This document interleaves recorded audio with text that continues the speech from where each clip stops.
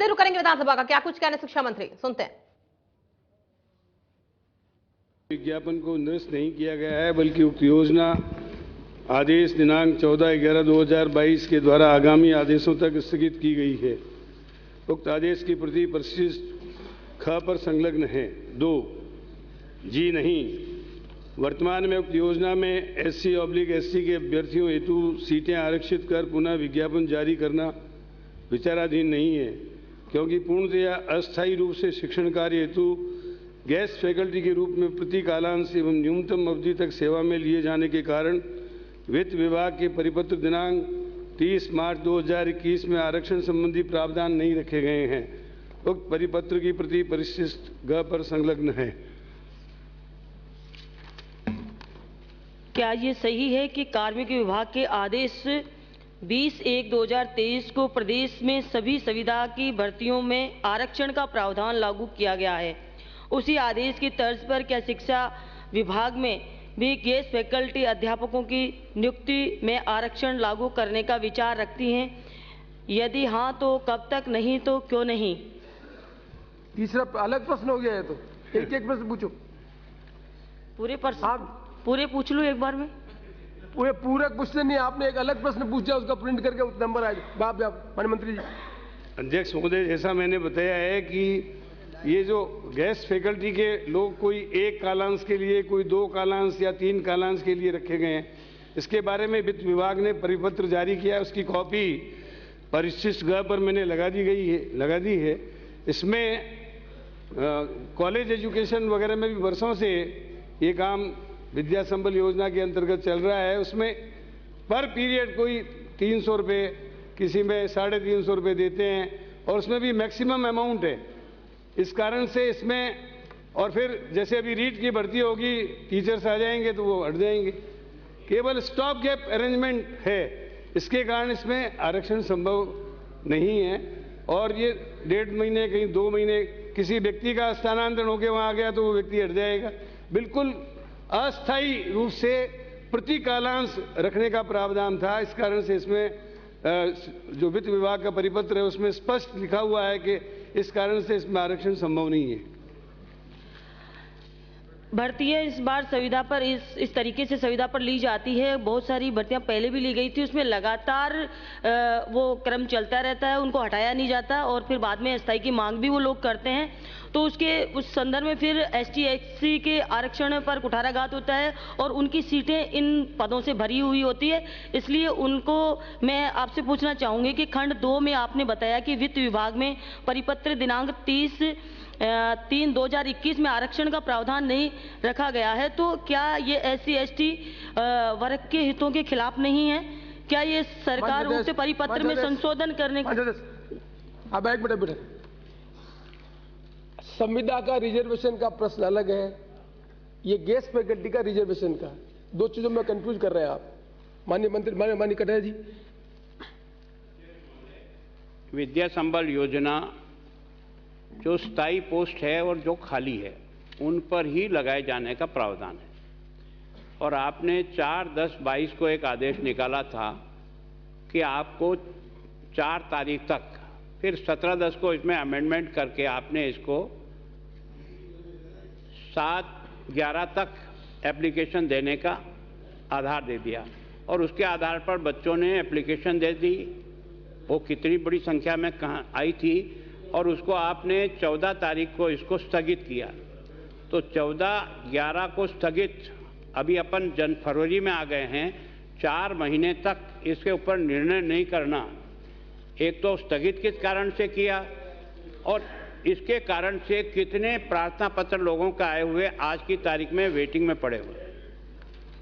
अध्यक्ष महोदय, जिस तरीके से अभी माननीय सदस्य जो बामनवास से आ रही हैं, उन्होंने आरक्षण की मांग की, ऐसे अनेक लोगों ने इसमें आरक्षण की मांग की और सभी लोगों ने कहा इसमें आरक्षण रखा जाए। तो हमने DOP और वित्त विभाग से इसके संबंध में वित्त विभाग से राय लेने के लिए पत्रावली को भेज दिया कि इस संबंध में, फिर वो परिपत्र भी जो जारी हुआ है उसको हमने देखा। तो अब इस संबंध में अतिशीघ्र निर्णय कर लिया जाएगा और हम कोशिश करेंगे कि विद्या संबल योजना के माध्यम से रिक्त पदों को भर लें। जहाँ तक आपने मेरा पूछने का विषय एक मिनट है जी। हाँ, जहाँ तक आपने बामनवास में 300 पदों की रिक्तियां हैं और कुल आवेदन 2606 आए हैं। और राजस्थान का यदि आप पूछें तो इसमें करीब करीब ये समझो कि 10,54,233 आवेदन पत्र आए हैं। मेरा प्रश्न अध्यक्ष महोदय पहला था जो माननीय सदस्य ने पूछा, क्या यह सही है कि सरकार द्वारा विगत 1 वर्ष में विद्या संबल योजना के तहत गेस्ट फैकल्टी के आधार पर विद्यालयों में अध्यापक लगाने हेतु विज्ञापन जारी किया गया? यदि हाँ तो उसको निरस्त करने के क्या कारण है? मैंने यही पूछा कि आपने जो विज्ञप्ति जारी की, एक आपने की थी 4/10 को और एक की थी 17/10 को। उसमें आपने एक टाइम टेबल दिया था, इस टाइम टेबल में आपको अप्लाई करना है, इसमें हमारी स्क्रूटनी होगी, इसमें हमारी जांच होगी, स्क्रूटनी हो गई, पदों के ऊपर एप्लीकेशन आ गया। मैंने पूछा था कितनी आई थी, इसमें केवल बामनवास नहीं पूछा है, सारी गेस्ट फैकल्टी का पूछा है और उसको आपने 14/11 के दिन निरस्त कर दिया। तो तब से लेकर आप 4 महीने हो गए, इन पोस्टों के ऊपर पढ़ाई की व्यवस्था क्या हो रही है? मैंने ये नहीं कहा है कि इसको निरस्त कर दिया है, ये स्थगित किया गया है। स्थगित करने का कारण ये रहा कि माननीय अध्यक्ष महोदय, बहुत से लोगों ने कहा इसमें आरक्षण होना चाहिए, फिर वित्त विभाग से ये राय ली गई कि भी इसमें आरक्षण, उन्होंने कहा स्टॉप गैप अरेंजमेंट है और लिखित में अभी तक राय हमारे पास आई नहीं है, आते ही हम इसको विद्या संबल योजना को लागू कर देंगे। और जहाँ पर अध्यापकों की कमी है वहाँ कार्य व्यवस्था कई जगह हमने अध्यापकों की नियुक्तियाँ की है। अध्यक्ष जी आप ही प्रोटेक्ट करिए। माननीय मंत्री जी, विद्या संबल योजना इसलिए लागू की करने की सरकार की मंशा में समझ पाया हूँ कि जहाँ स्कूल में पोस्टें खाली है वहाँ टेम्परेरी अस्थायी व्यवस्था करने के लिए करना था। रिजर्वेशन का इशू इसलिए आया इसमें कि जब आपने एप्लीकेशन इनवाइट की तो नंबर ऑफ एप्लीकेंट ज्यादा हो गए। एक जगह पर आपने ये नहीं लिखा कि स्कूल होगा तो हर बच्चे ने एक ने 5-5, 10-10 जगह कर दिया तो संख्या आपकी 10 लाख हो गई। तो जो पर्पस था कि जो खाली पड़े हुए हैं उनको हम भर के पढ़ाई कराए, वो काम तो डिफीट हो गया। इसलिए माननीय सदस्य का प्रश्न और माननीय कटारिया जी के प्रश्न का उत्तर सरकार को एड्रेस करना चाहिए कि आप यदि सरकार विद्या संबल में गेस्ट फैकल्टी करना चाहते हो तो फिर गेस्ट फैकल्टी का अधिकार स्कूल को दे दो, वो अपने आप कर लेंगे और व्यवस्था कर लेंगे उसमें। और यदि संविदा में करना चाहते हो जैसा सरकार बाद में भर्ती में उनको देती है तो फिर आरक्षण का जो लाभ है उसके संबंध में नियम बना के करना चाहिए। लेकिन साल भर तक विद्या संबल और ये नहीं होने से बच्चों की पढ़ाई नहीं हो रही है। इस प्रश्न के माध्यम से खाली आपके नोटिस में ये रहे कि हम कैसे तीव्र गति से इसका निर्णय करें जिससे अध्यापकों की व्यवस्था हो सके। हम हेड ऑफ द डिपार्टमेंट पे ही छोड़कर प्राचार्य को ये अधिकार दे देंगे कि उनके पास जो प्राप्त एप्लीकेशन के आधार पर वो मतलब गेस्ट फैकल्टी के रूप में इनको रख लें। और मैं इस संबंध में वित्त विभाग से बातचीत करके शीघ्र इसको लागू कर दूंगा। फिर प्रॉब्लम आएगी, फिर वो जो ST/SC के बच्चे रहेंगे तो आपको फिर क्लियर कर रखना पड़ेगा कि इस स्कूल में 10 वैकेंसी है किसी स्कूल में तो ST/SC के रोस्टर के अनुसार प्राथमिकता देगी तो उनका भी पूरा हो जाएगा, इनका भी पूरा हो जाएगा। तो दोनों चीजों को इनकॉर्पोरेट नहीं करेंगे तो फिर ये झगड़ा हो जाएगा। इसलिए मैं समझता हूँ कि इस बारे में पूरा स्पष्ट डायरेक्शन देंगे तो रास्ता निकलेगा। अगला प्रश्न श्री कालीचंद सर आप। प्रश्न संख्या 3।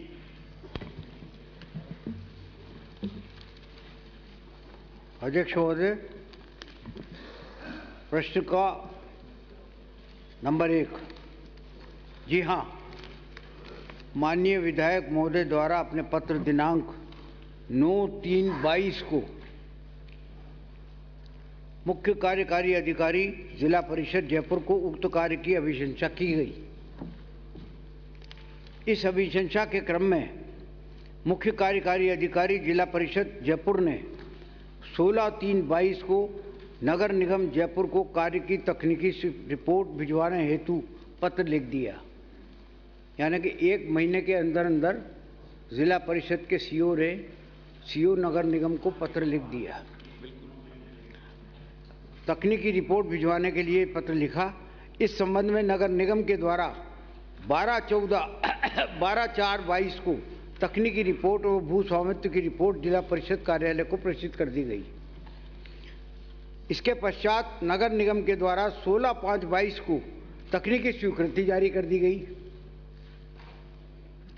16/5 जारी कर दी गई। जिला परिषद के द्वारा उक्त कार्य की प्रशासनिक स्वीकृति 18/5/22 को एवं वित्तीय स्वीकृति 19/9/22 को जारी की गई।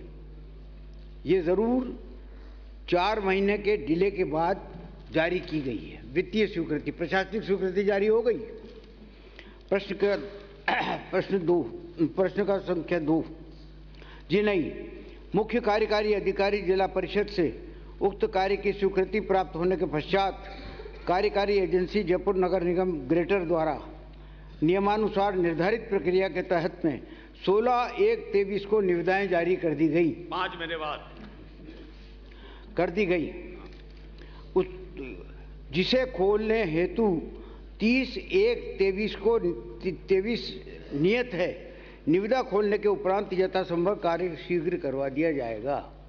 माननीय अध्यक्ष महोदय, वित्तीय स्वीकृति जारी हुई सितंबर में और ये प्रश्न लगने के बाद 16/1 को उसकी निविदा जारी की गई। यानी 5 महीने तक वित्तीय स्वीकृति जारी होने के बाद और ये इस प्रकार से, तो इसके लिए कौन अधिकारी दोषी है और उसके खिलाफ आप क्या कार्रवाई कर रहे हैं, ये बताइए। देखा जाए तो नवंबर का महीना, ये सितंबर का महीना था। सितंबर 19/9/22 को वित्तीय स्वीकृति जारी की गई है। अब 19/9/22 के बाद में ये टेंडर हुआ है आपका 16/1/23 को, तो आप इसको 4 महीने गिन रहे हैं। और आप ये भी देखिए कि उन दिनों में त्योहारों का सीजन था, दशहरा था, क्या था? दिवाली था। ये कोई जवाब है? यानी आप ये देखिए कि मेला फाइट बट सुने, ये गलत बात है, बोल रहे हैं आप कटोर रहे, नहीं सुनिए, क्या तरीका है, ये गलत बात। एक बात, 5 महीने तक। दूसरी बात मैं बता रहा हूं आपको, जो असल कारण रहा कि वित्तीय स्वीकृति जारी करने के बाद, प्रशासनिक और वित्तीय स्वीकृति जारी करने के बाद क्षेत्र के निवासियों के द्वारा एक रिप्रेजेंटेशन जयपुर विकास प्राधिकरण को दिया गया। जयपुर विकास प्राधिकरण ने उस पर विस्तृत रूप से जांच की और जांच के बाद में उन्होंने 27/2/22 को नगर निगम को ये पत्र लिखा। उसमें ये लिखा उन्होंने कि उक्त कार्य को करवाने के बाद भी जल भराव की समस्या से निजात पाना संभव नहीं हो सकेगा। 4 महीने तक, आप मेरी बात सुन लीजिए, 4 महीने तक बराबर वो जांच करते रहे और जांच करने के बाद में बारिश के टाइम पर भी देखा तो उन्होंने कहा कि ये काम करवाने के बाद में भी जो है जल भराव रहेगा। लेकिन उसके बाद आपके द्वारा मौखिक रूप से निवेदन किया गया, जयपुर विकास प्राधिकरण को भी किया गया और नगर निगम को भी किया गया। तो आपके कहने के उपरांत फिर ये जो है जाकर के 16/1/23 को जो है ये निकली है। तो मुख्य कारण इसका ये रहा कि एक तो दिवाली, दशहरा वगैरह वगैरह वगैरह इस तरीके के कई त्योहार थे और इन त्योहारों के बाद में फिर ये एक झगड़ा और पैदा हो गया था कि लोग कई आपके क्षेत्र के कई नागरिकों के द्वारा जो रिप्रेजेंटेशन दिया गया उसमें जांच बिठाई गई, सब कुछ किया गया। उन्होंने रिपोर्ट आपके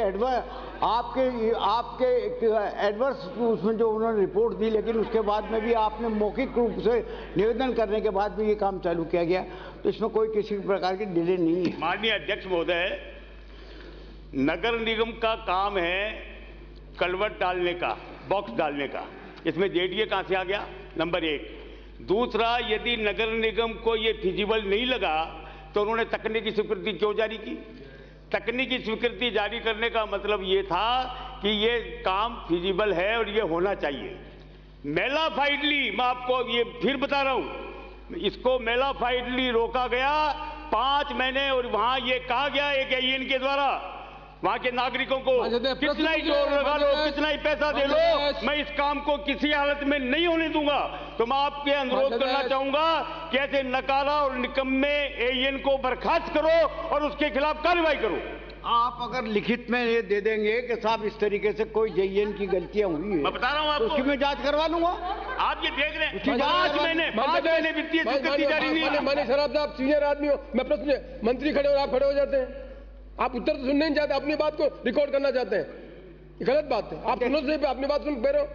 तकलीफ महोदय, आप ये न समझे कि साहब ये आपका क्षेत्र है, इस वजह से आपके क्षेत्र में तो 87 काम जो रोड्स के हुए हैं जिन पर जिन पर 70 करोड़ रुपया खर्च हुआ है। अदर वर्ष जो लेते हैं आप, चाहे पार्क का लेवें, बिजली का लेवें, फुटपाथ का लेवें, ये लेवें वो लेवें, वो 195 काम हुए जिन पे 95 करोड़ रुपया खर्च, 195 पे 95 करोड़ रुपया खर्च हुआ है।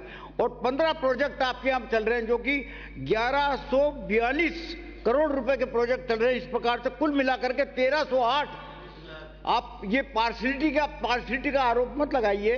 1308 करोड़ रुपया एक अकेले मालवीय नगर विधानसभा क्षेत्र में जो है वो खर्च किए जा रहे हैं। अगला प्रश्न श्री गुलाबचंद प्लीज, अगला प्रश्न गुलाबचंद कटारिया। प्रश्न संख्या 4। खंड 1 जी नहीं, खंड 2 जी हाँ। भारतीय वन सर्वेक्षण की India state of forest report वर्ष 2021 अनुसार वर्ष 2019 के सापेक्ष जालौर जिले में 32.46 वर्ग किलोमीटर तथा करौली में 26.16 वर्ग किलोमीटर वनावरण कम हुआ है। जी हाँ। खंड 3 जी हाँ। गत 3 वर्षों में वृक्षारोपण हेतु विभिन्न योजना अंतर्गत प्रतिवर्ष 200 करोड़ रुपए से अधिक का प्रावधान रखा गया है। गत 5 वर्षों में वृक्षारोपण कार्यों में आवंटित व व्यय राशि का विवरण एवं जिलेवार वनावरण में वृद्धि का विवरण क्रमशः परिशिष्ट ए एवं बी पर संलग्न है। अध्यक्ष महोदय, माननीय मंत्री महोदय ने पहले में कहा जी नहीं। भारतीय वन सर्वेक्षण और India state of forest report 2021, ये आपने देखी है? देखिए, अगर ये देखी है तो मैंने इसको गूगल पे निकाला है। उस समय राजस्थान का फॉरेस्ट एरिया था 16,655 स्क्वायर वर्ग किलोमीटर, और उसमें जो है वो 4.87 जो है वो परसेंटेज है। और अभी आपने जो मुझे उत्तर दिया, थोड़ा सा आप भी उसको देखना और डिपार्टमेंट को भी दिखाना। आपने मुझे कहा है कि 14 जिले ऐसे हैं जिसमें फॉरेस्ट एरिया घटा है।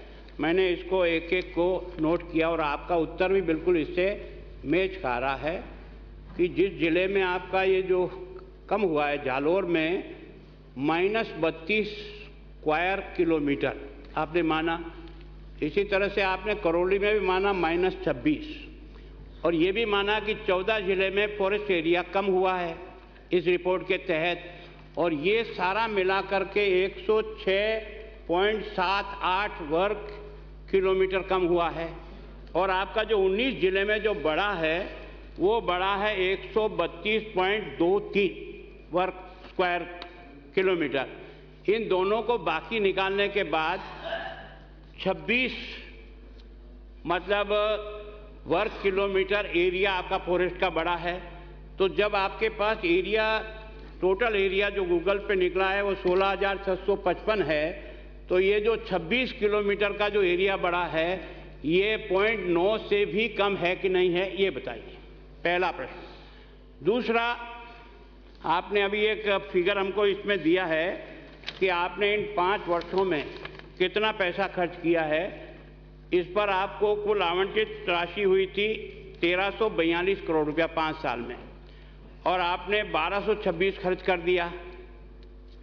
और उसके बाद भी आपका 0.9 स्क्वायर वर्ग मतलब किलोमीटर एरिया बढ़ा है। ये 0.9 सही है कि नहीं है? इतना पैसा खर्च करने के बाद भी राजस्थान में इस रिपोर्ट के आधार पर फॉरेस्ट एरिया नहीं बढ़ा है। अध्यक्ष महोदय, ये राष्ट्रीय वन नीति 1988 के अनुसार राष्ट्र के संपूर्ण भूभाग पर 1/3 वनाच्छादित होना चाहिए, परंतु राजस्थान प्रदेश की विषम जलवायु एवं मृदा लक्षणों के कारण राजस्थान राज्य वन नीति 2010 के अंतर्गत 20% हरियाली का लक्ष्य रखा गया। अब आप करें भारतीय वन सर्वेक्षण की India state of forest report 2005 के अनुसार 15,850 वर्ग किलोमीटर था और 2000 की इसकी रिपोर्ट के अनुसार 16,655 वर्ग किलोमीटर ये वनावरण हुआ, जो कि 15 वर्षों में 804.96 वर्ग किलोमीटर की वृद्धि हुई है, जो लगभग 5.07% है। अब वर्ष 2005 के सापेक्ष वर्ष 21 में भारतीय वन संरक्षण की रिपोर्ट अनुसार वनावरण में जिलेवार तुलनात्मक वृद्धि और कमी है, उसके आंकड़े भी मेरे पास है, अगर आप चाहें तो मैं पढ़ सकता हूँ। जिलेवार लंबी सूची है। और दूसरा, राजस्थान राज्य वन नीति 2020 की जो है उसकी भी कॉपी आप चाहें तो दे सकता हूँ। तो ये राजसवाल प्रदेश में 14 जिलों में 19 की तुलना में हरियाली कम हुई है तथा जालोर जिले में 32 और करौली में 26। ये भारतीय वन संरक्षण की India state of forest report 2019 से 21 में उपलब्ध अनुसूचित वन क्षेत्र रिकॉर्डेड फॉरेस्ट तथा अधिसूचित वन क्षेत्र के बाहर वनावरण के आंकड़ों की तुलना पर है। एक जो फॉरेस्ट एरिया, ये जो सर्वे है उसमें फॉरेस्ट एरिया भी है और नॉन फॉरेस्ट एरिया भी, जिस नॉन फॉरेस्ट एरिया में वन है वो भी उसमें शामिल है। ये जो कमी हुई है ये वन क्षेत्र से बाहर हुई है। वन क्षेत्र जो है रिकॉर्डेड जो फॉरेस्ट है हमारा, उसमें कमी नहीं है, जिसका तुलनात्मक विवरण भी की सूची भी मेरे पास है, जो आप अगर चाहें तो मैं पढ़कर सुन, लंबी सूची है। और जालोर जिले की जहाँ तक बात है तो जालोर जिले का भौगोलिक क्षेत्रफल है वो 10,640 वर्ग किलोमीटर है, जिसमें से वन भूमि 511 वर्ग किलोमीटर। जालोर जिले में 2019 की तुलना में वन क्षेत्र में हरियाली कहीं नहीं घटी। वन क्षेत्र की बात करता हूँ, वन क्षेत्र से बाहर है, वो भी इस जो सर्वे में है वो भी क्षेत्र शामिल किया गया है। और निवेदन करूं, जालोर जिले में ग्राम पंचायतों द्वारा विभिन्न स्थानों पर, जैसे बबूल है, वहाँ बबूल की बहुत झाड़ियाँ हैं और वो भी सर्वे में हरियाली में शामिल आ गई पहले। और बबूल की झाड़ियाँ हैं उनको काट करके वो पंचायतें हैं कोयला वो बेचती, उससे वो वापस जो सर्वे हुआ उसमें वो हरियाली नहीं है, इस वजह से इसमें कमी आई है, मतलब ऐसा मानना है। और करौली जिले में हरियाली कम होने के संबंध में अध्ययन रिपोर्ट नहीं है हमारे पास, पर मौका स्थिति अनुसार वन में हरित आच्छादन की स्थिति में कहीं कमी नहीं आई, फॉरेस्ट की बात कर रहा हूँ। और कार्यालय प्रधान मुख्य वन संरक्षक वन बल राजस्थान के 18/1/23 द्वारा महानिदेशक भारतीय वन संरक्षण देहरादून को जालोर एवं करौली जिले के वनावरण में नकारात्मक वृद्धि के संबंध में आंकड़ों के पुनः परीक्षण हेतु लिखा जा चुका है। कभी ये किस प्रकार से वो दोबारा से सर्वे करें, जिससे कि स्पष्ट हो जाए कि ये कमी है वो किस कारण से हुई, फॉरेस्ट के बाहर से भी हुई तो किस कारण से, उसका कारण क्या रहा, इसलिए उनको लिखा जा चुका है। और तीसरा, आपने प्लांटेशन के बारे में कहा पैसा खर्च हुआ, तो जो पैसा खर्च हुआ उसकी आपको उपलब्ध करा दी गई है सूची आपको, तो उसमें फॉरेस्ट एरिया में कहीं कमी नहीं हुई है। मेरा खास करके ये फॉरेस्ट से जुबार हुआ है और खास करके ये जो बबूल के पेड़ है इनकी समस्या, ये जो विलायती बबूल ये बहुत ही खराब है, इसको कोई पसंद नहीं कर रहा है और इससे भूमि नष्ट हो रही है। फॉरेस्ट वाले भी इसको नहीं पसंद कर रहे हैं, लेकिन फॉरेस्ट के पास तो इतना पैसा नहीं कि वो सारे फॉरेस्ट में इतने लगे उनको निकाल कर दूसरी, क्योंकि दूसरी भी वनस्पति लगानी पड़ी। लेकिन प्राइवेट में जो ज़मीन है उनमें वो काश्तकार लोग हैं उसको निकाल रहे हैं, उनकी ज़मीन नष्ट हो रही है, इसलिए पंचायतों के उनको इजाज़त दे दी, उस वजह से हो रहा है। और जहाँ तक वनों और बीड़ों के वनों का सुधार करने से वनों की गुणवत्ता और घनत्व में सुधार हुआ है, उसके बारे में आपको तो मैं आपको अलग से बता दूं। ये वनों की जहाँ तक है, वन एक तो सघन वन, एक घने वन, एक खुले वन। तो सघन वन है उसमें 2019 में 72 वर्ग किलोमीटर और 21 में हुआ 74 किलोमीटर, तो 2 की वृद्धि हुई। और घने वन है उसमें 3,931 वर्ग किलोमीटर और 19 में, और 21 में हुई है 3,999। इस प्रकार 68 वर्ग किलोमीटर की वृद्धि है। खुले वन है उसमें 2019 में 8,279 मंत्री जी बी ब्रीफ, वो तो बहुत जनरल डिस्कशन, बहुत लिमिटेड जो प्रश्न है उसी का जवाब देने बाद तो डिटेल हो जाएगा। मोटे रूप में जो कमी आई है वो वन क्षेत्र के बाहर का जो क्षेत्र है, क्यों सर्वे के अंदर बाहर का क्षेत्र भी उसमें शामिल आता है। जो आप भू सर्वेक्षण ऑफ इंडिया की रिपोर्ट की बात कर रहे हैं, वो शामिल होने की वजह से ये स्थिति है।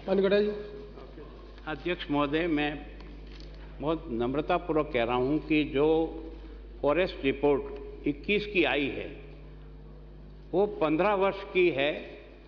2006 में जो हमारा एरिया था जिस पर ये फॉरेस्ट था, वो एरिया था आपका